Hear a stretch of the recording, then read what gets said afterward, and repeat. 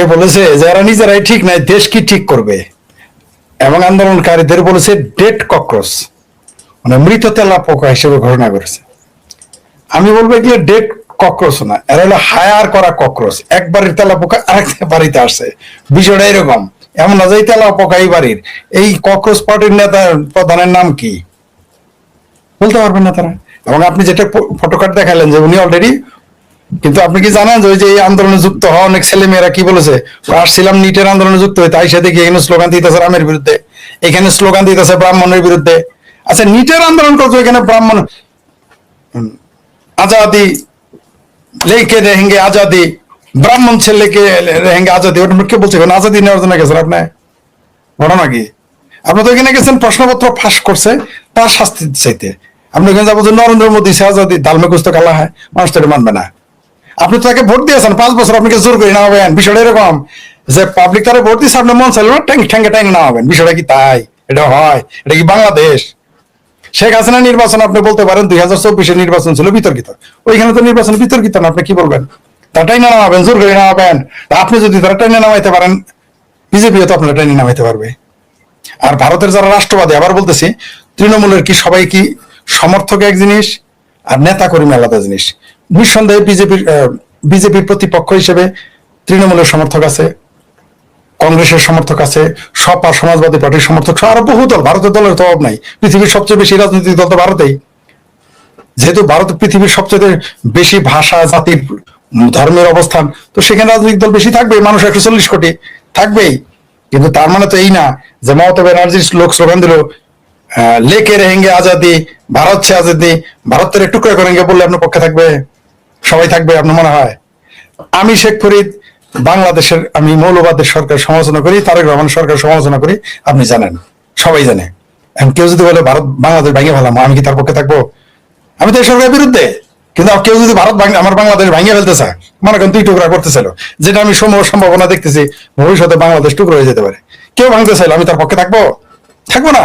তো তেমনি যারা মমতার সমর্থক, রাহুল গান্ধীর সমর্থক, সপার সমর্থক, ওই যে আপনার যাদবদের সমর্থক, বা সিপিআই ওই যে মরা ভাগ উষ্টা খাওয়া ভাগ মাঞ্জা ভাঙা ভাগ বামপন্থীদের সমর্থক, কিন্তু আপনার সবাইকে আপনাকে সমর্থন করবে ভারতের এই টুকরো হঙ্গে ইনশাল্লাহ ইনশাল্লাহ বললে আপনার পক্ষে থাকবে? ওরা দেখতেছে আপনি হিন্দুদের বিরুদ্ধে, ওখানে হিন্দু মেজরিটি, হিন্দু প্রত্যেকটা ওইখানে যারা উপস্থিত হয়েছে তারা কারা? সব ফেলটু। তো তারা ওইখানে গিয়ে প্রত্যেকে হিন্দু বিরোধী বক্তব্য দেওয়া। তো ভারত আপনার হিন্দুরা এটা মেনে নেবে? বাংলাদেশে যদি আপনি ইসলাম, নবী, রাসূল, আল্লাহ, তারপর মক্কা মদিনার বিরুদ্ধে শব্দ চয়ন করেন, বাংলাদেশ আপনাকে ভোট দিবে? আপনি যত বড় প্লেয়ার হয়ে থাকেন, দিবে আপনারা? কেউ দিবে না। ইউনূস ক্ষমতায় আসছে, ওরা বসাইছে, ভোট দিলে ওরা কেউ ভোট, ইলেকশনে ওরা কেউ ভোট দিত? কেউ দিত না। কারণ জানে যে ও লেসবিয়ানদের সমর্থক, লেসবিয়ানদেরকে সমর্থন করতেই পারে, তার গণতান্ত্রিক অধিকার। কিন্তু যারা মুসলমান তারা তো মানবে না, ওরা ভোট দিত কোনোদিন? তাহলে তো ভোটেই আসতো, তাহলে ওরা বসায় দিয়েছিল কেন? তাহলে সেনাবাহিনী এখনো লাগে কেন? আপনি যেটা বললেন ওইটা করতে গেলে সেনাবাহিনী লাগবে, ভারতের সেনাবাহিনী তো আসবে না। ভারতের সেনাবাহিনী তো দেশপ্রেমিক, তারা দেশের স্বার্থে তারা জান দিয়ে দিবে, তারা তো দেশের রাজনীতিতে তারা হস্তক্ষেপ করবে না। ওইখানে সেনা প্রধানরা কেউ বললো এই তুমি ভাইদারে সরাই দাও, তুমি। আর একটা জিনিস বলি, ওইখানে ওই আন্দোলনে এক মেয়ে কি বলছে জানেন? তরুণী বলছে প্রয়োজন সে নরেন্দ্র মোদীরা মেরে ফেলবে। এটা কোনো গণতান্ত্রিক কথা? এটা হয়? তো এটা আপনি হবে? আমি তারেক রহমানের বিরুদ্ধে, আমি হেফাজতের বিরুদ্ধে, আমি জামাতের বিরুদ্ধে, সরমনাইফের বিরুদ্ধে, তার মানে কি আমি বলবো যে তাদের মেরে ফেলান?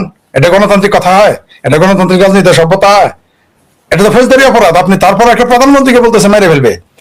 আপনাকে আমাকে যদি কেউ বলে মেরে ফেলবে, এটা তো ফৌজদারি অপরাধ। পৃথিবীর যে হায়দ্রাবাদে যদি কেউ ফ্রান্সে বলে তারা মেরে ফেলবে, এই কথা বললে কি হায়দ্রাবাদ ওই ফ্রান্সে থাকতে পারবে? জেল হবে না তার? ফৌজদারি অপরাধ, সারা পৃথিবী তারা ফৌজদারি অপরাধ। আর একটা রাষ্ট্রপ্রধানকে আপনি তারা বলতে পারেন তাকে ক্ষমতা থেকে উচ্ছেদ করবো, তার সরকার চাই না, তার বিরোধিতা, এটা আলাদা, এটা গণতান্ত্রিক অধিকার। কিন্তু বলতে পারবেন মেরে ফেলবেন, সেখানে প্রকাশ্যে বলছে। তো এগুলো কথা কি রাজনীতির মধ্যে ময়দান এগুলো চলে?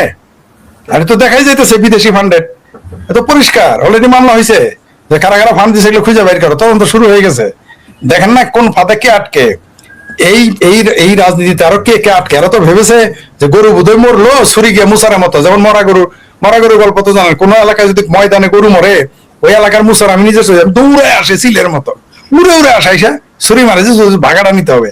এই সব মনে করছে গরু মরছে, চামড়াটা ছিলে নিব, সব মুসারা এসে দিল্লিতে জমাইছে, অত নালে দেশের না। ভারতের জনগণ তো বোকা না, ভারতের জনগণ তো বোকা নয়, এটা তো আপনি মনে করেন না। যারা আপনি যাদের সমর্থক বললেন তারা মাঠে কেন নামবে, সে কারণটা আপনাকে বুঝাইতে হবে। আপনি বললেন একটা, করবেন একটা, তা তো হবে না।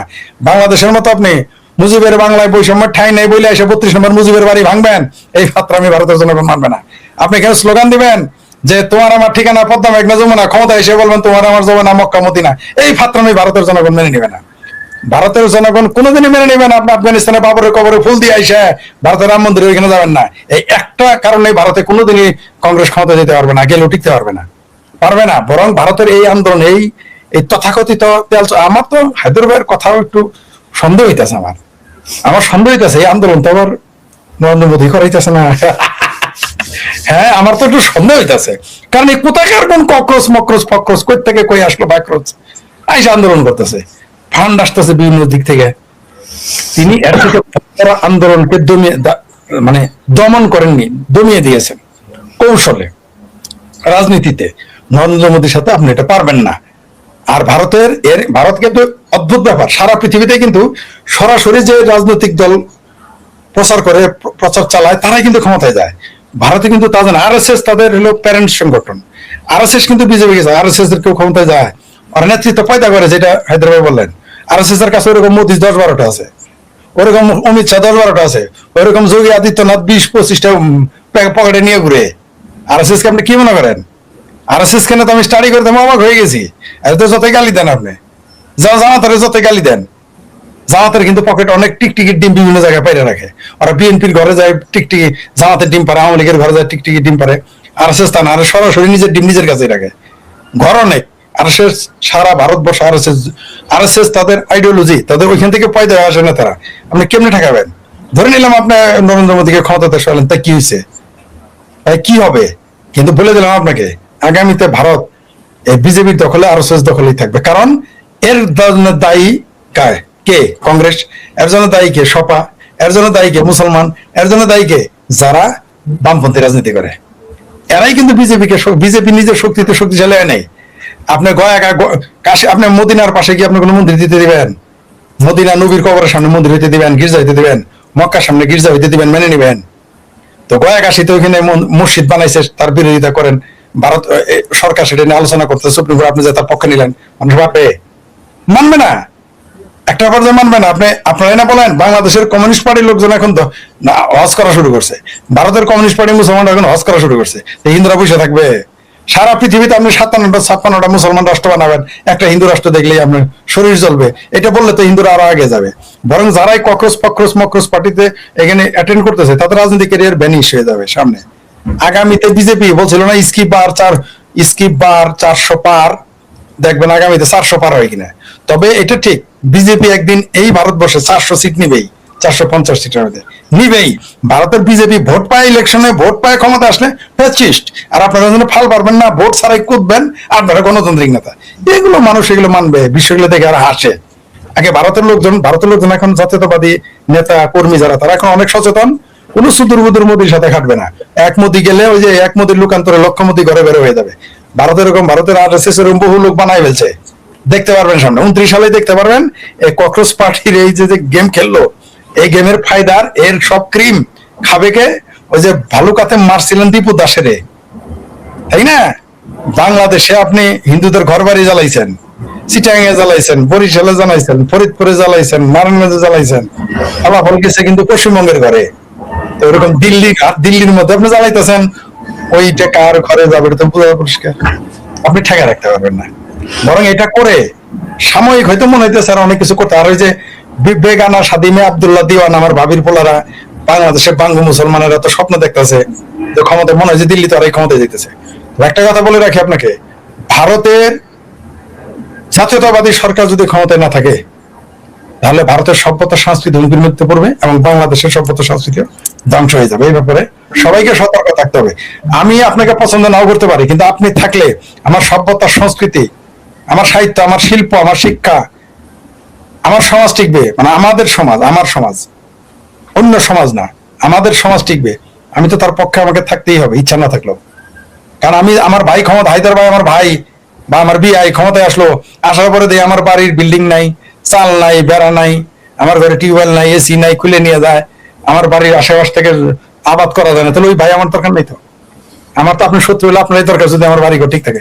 আবারও বলতেছি, ভারতীয় জনগণকে বাংলাদেশের মতো যদি বিনিয়োগ শূন্য না হইতে চান, বাংলাদেশের মতো যদি অধঃপতন না চান, তাহলে এই সমস্ত ছাত্র আন্দোলনের পক্ষে সমর্থন করেন না। এটা আমার ভারতীয়দের কাছে অনুরোধ থাকবে, বাংলাদেশের কাছে শিক্ষা নিন যে অযাচিত ভাবে বিদেশি প্রভুদের সেলারা যদি ক্ষমতা আসে কি হয় সেটা বাংলাদেশ দেখে নেন, আর পাকিস্তানের দিকে তাকান কি হাল হয়ে গেছে। যদি বলেন ভারতটাকে আপনারা পাকিস্তানের মতো একটা ভিখারিস্তান বানাইতে চান 3 নম্বর অর্থনীতি থেকে, আর বাংলাদেশের মতো যদি বিনিয়োগহীন রাষ্ট্র করতেছেন, তাহলে ককরোচ ফকরোচ এগুলা পার্টির আপনারা সমর্থন দেন। এটা মানে চয়েস ইজ ইওর, এটা আমার না।